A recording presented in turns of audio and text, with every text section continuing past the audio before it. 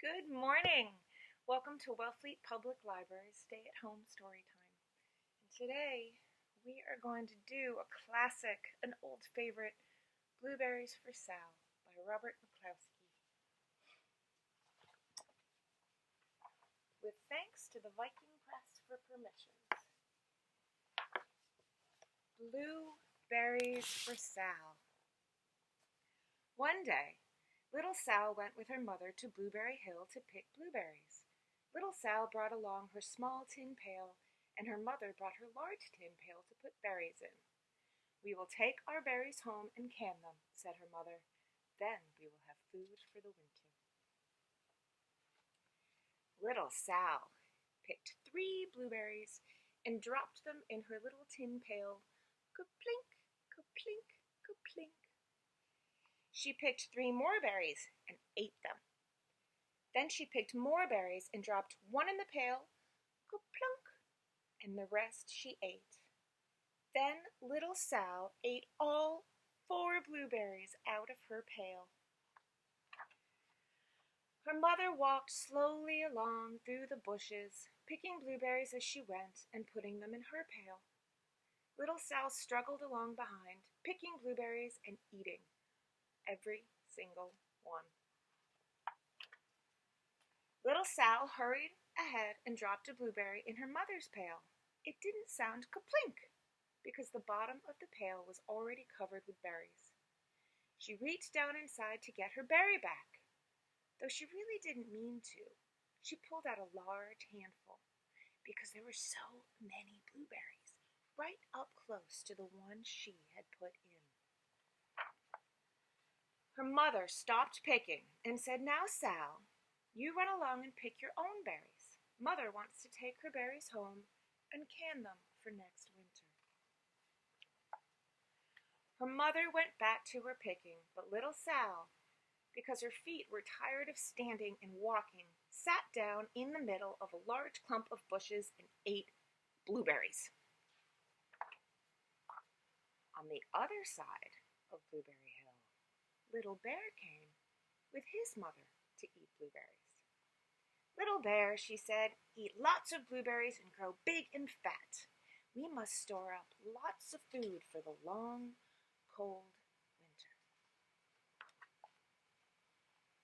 Little Bear followed behind his mother as she walked slowly through the bushes eating berries.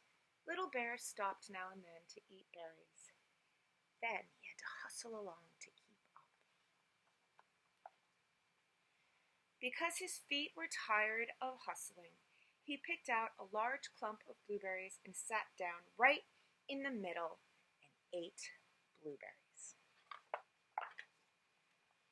Over on the other side of the hill, little Sal ate all of the berries she could reach from where she was sitting.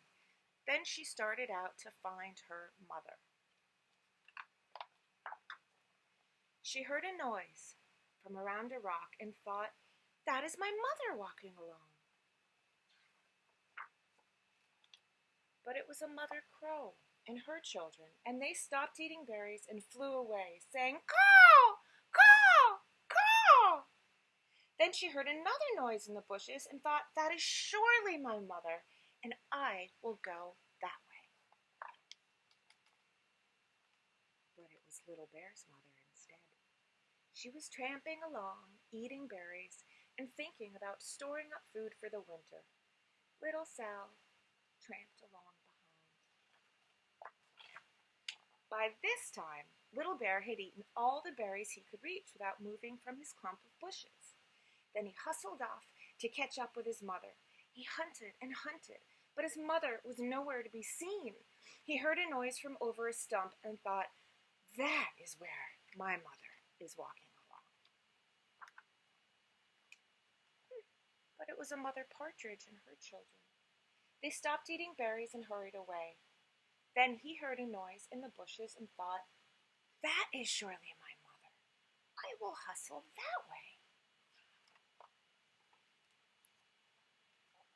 But it was little Sal's mother instead. She was walking along picking berries and thinking about canning them for next winter. Little Bear hustled right along behind. Little Bear and Little Sal's mother, and Little Sal and Little Bear's mother were all mixed up with each other and among the blueberries on Blueberry Hill.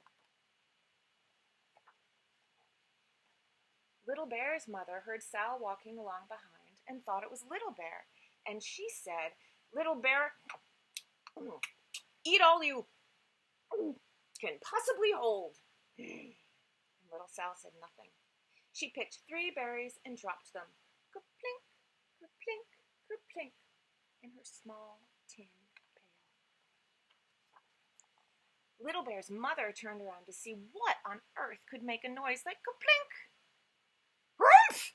she cried, choking on a mouthful of berries. "That is not my child. Where is Little Bear?" And she took one good look and backed away. She was old enough to be shy of people, even a very small person like Little Sal. Then she turned around and walked off very fast to hunt for her Little Bear. Little Sal's mother heard Little Bear tramping along behind and thought it was Little Sal. She kept right on picking and thinking about canning blueberries for next winter. Little Bear padded up and peeked into her pail. Of course, he only wanted to taste a few of what was inside, but there were so many, and they were so close together that he tasted a tremendous mouthful by mistake. "Now, Sal," said Little Sal's mother without turning around, "you run along and pick your own berries. Mother wants to can these for next winter."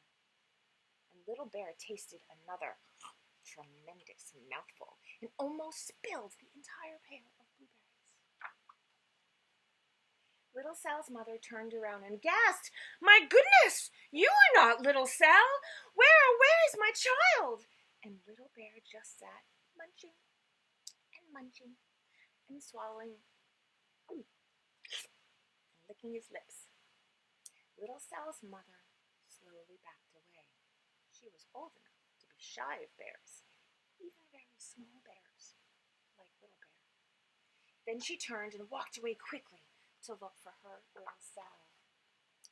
She hadn't gone very far before she heard a kerplunk, kerplunk, kerplunk. She knew just what made that kind of sound. Little Bear's mother had not hunted very long before she heard a hustling sound that stopped now and then for a munch and swallow. She knew just what made that kind of sound. Little Bear and his mother went home down one side of Blueberry Hill, eating blueberries all the way and full of food stored up for next winter. And Little Sal and her mother went down the other side of Blueberry Hill, picking berries all the way, and drove home with food to can for next winter. A whole pail of blueberries and 3 more besides. The end. Happy day, everybody. Mwah.